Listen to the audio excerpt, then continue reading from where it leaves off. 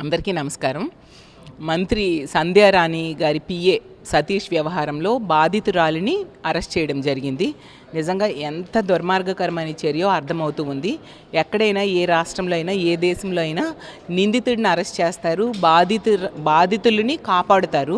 కానీ ఈ కూటమి ప్రభుత్వం అధికారంలోకి వచ్చాక రివర్స్లో జరుగుతుంది. అంటే రెడ్ బుక్ రాజ్యాంగం ఏ విధంగా అమలవుతుంది అనే దానికి ఇది ఒక ఉదాహరణగా నిలిచింది. ప్రతి సందర్భంలో కూడా కక్ష సాధింపు రాజకీయాలకి పోలీసులు ఉపయోగిస్తున్నారు. రెడ్ బుక్ రాజ్యాంగం అమలుకి ఉపయోగిస్తూ ఉండే పరిస్థితి చూస్తూ ఉన్నాము.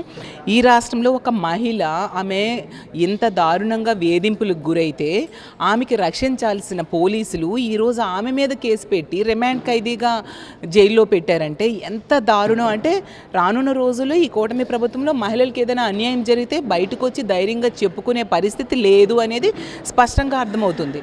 అలాగే సంధ్యారాణి గారు, ఆవిడ ఒక మహిళా స్త్రీ శిశు సంక్షేమ శాఖ మంత్రి.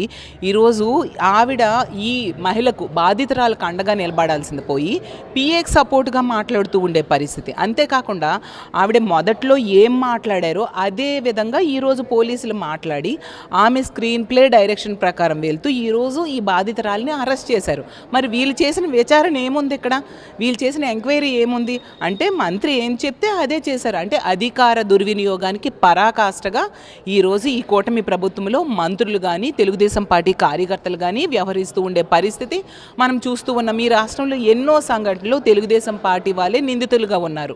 తీసుకుంటే రాప్తాడులో అవ్వచ్చు, అలాగే 14 సంవత్సరాల మైనర్ బాలికను 14 మంది దారుణంగా 6 నెలలు గ్యాంగ్ రేప్ చేశారు.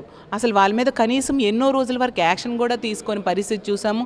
అలాగే తెలుగుదేశం పార్టీ ఎమ్మెల్యేల వల్ల ఎంతోమంది మహిళలు వేధింపులు గురైతే ఇటువంటి చర్యలు మనకి కనిపించదు. అలాగే తెలుగుదేశం పార్టీ అనుచరులు, ఎమ్మెల్యేల అనుచరులు అవ్వచ్చు, కార్యకర్తల వలన కూడా ఎంతోమంది మహిళలు బాధించబడితే ఎటువంటి యాక్షన్ తీసుకోకపోవడం వలన ఇలాంటి తప్పుడు పనులు చేసేవాళ్ళు రిపీటెడ్గా చేస్తూ ఉన్నారు. మేము ఏ తప్పు చేసినా ఈ కూటమి ప్రభుత్వంలో మాకు శిక్షించేవాళ్ళు